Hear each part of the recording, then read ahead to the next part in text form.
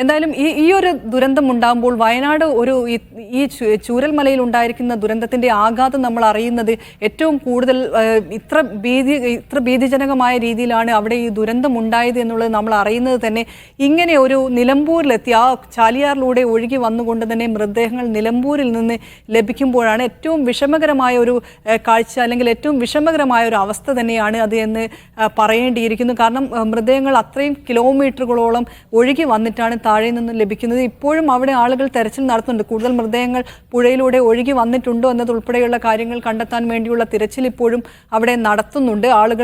ആളുകളെല്ലാം തന്നെ അവിടെ നടക്കുന്നുണ്ട്. കാരണം നമുക്കറിയാം, കേരളത്തിൽ ഇപ്പോൾ എന്തൊരു ദുരന്തമുണ്ടായാലും ആളുകൾ ഒന്നിച്ചു നിന്ന് രക്ഷാപ്രവർത്തനം നടത്തുന്നത് നമ്മൾ കണ്ടിട്ടുള്ളതാണ്. അതേ രീതിയിലുള്ള രക്ഷാപ്രവർത്തനം ഇവിടെയും നടക്കുന്നുണ്ട്. ഇവിടെ ആദ്യഘട്ടത്തിൽ ഓടിയെത്തിയതെല്ലാം തന്നെ നാട്ടുകാരായിരുന്നു. കാരണം ഇന്നലെ അർദ്ധരാത്രിയോടുകൂടിയാണ് ഈ സംഭവം ഉണ്ടായത്. അപ്പോൾ തന്നെ അറിഞ്ഞപ്പോൾ തന്നെ വിവിധ ഭാഗങ്ങളിൽ നിന്ന് ആളുകളുടെ കരച്ചിലോടുകൂടിയുള്ള വിളികളാണ് മറ്റുള്ളവരെ ഉണർത്തിയത് എന്ന് തന്നെ പറയാം. അപ്പോഴേക്കും ആളുകളെല്ലാം എത്തിയിട്ടുണ്ടായിരുന്നു. പിന്നീട് NDRFിൻ്റെയും എല്ലാം തന്നെ സംഘം, വിവിധ വിഭാഗങ്ങളിൽ നിന്നായുള്ള സേനാ സംഘങ്ങളും എല്ലാം തന്നെ എത്തി. അതിനിടയിലാണ് ഈ ചാലിയാറിലൂടെ മൃതദേഹങ്ങൾ കണ്ടെത്തുന്നത്. ആദ്യം ഒരു മൃതദേഹമാണ് ചാലിയാറിൽ നിന്ന് കണ്ടെത്തിയത്.